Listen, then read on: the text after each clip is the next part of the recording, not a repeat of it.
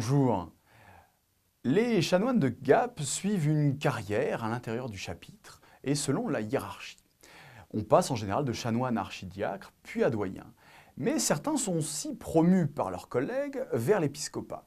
Les dignitaires deviennent souvent évêques d'Embrun ou de Gap. Le chapitre est un vivier pour l'épiscopat local. Les chanoines élisent effectivement souvent l'un d'eux, mais peu sont nommés à l'extérieur. Par exemple, Jacques Geoffroy de Barcelonnette.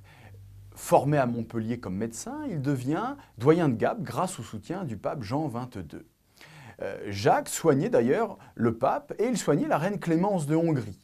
La moitié du temps, il résidait à Gap et l'autre moitié à la cour d'Avignon. Il mourut en pleine faveur pontificale, ainsi que le rappelle la lettre de Jean XXII en 1327.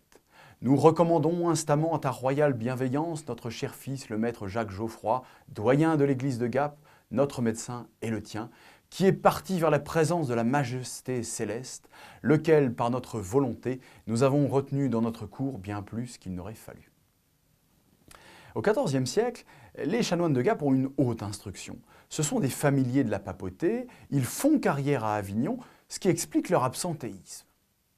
Leur mode de vie est très connu. Ils vivent dans la Channonge, qui est connue, on a de nombreux détails sur celle-ci. Elle comporte un cloître, un verger, un jardin, un réfectoire, une pièce chauffée et une cuisine. On y donne des leçons de chant pour de jeunes clercs, mais en mauvais état, elle est démolie en 1567. En 1220, le réfectoire est mentionné pour la première fois. Les chanoines vivent donc en commun, sans doute dans un dortoir, ou peut-être dans des cellules séparées dans la Channonge. Ils vivent selon la règle de saint Augustin, mais qu'ils abandonnent progressivement. Ils prennent encore parfois leur repas au réfectoire en commun en 1316, mais vivent certainement dans des maisons séparées et se retrouvent parfois pour l'assemblée du chapitre à la Saint-Martin et à la Saint-Arnoux. Cette élite cléricale et sociale a une mentalité spécifique.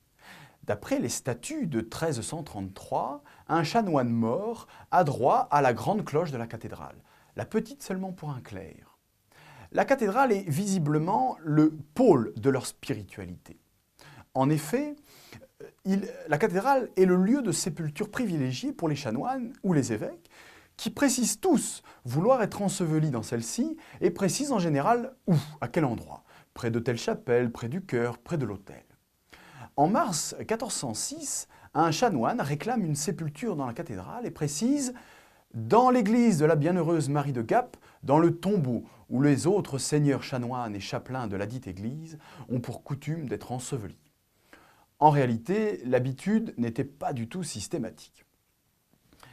Ils ont une mentalité tout à fait spécifique et les chanoines veillent en général soigneusement à ce qu'aucun prêtre extérieur ne puisse célébrer dans la cathédrale et qu'à l'inverse, aucun chapelain auquel ils ont donné l'autorisation de célébrer dans la cathédrale ne puisse célébrer à l'extérieur.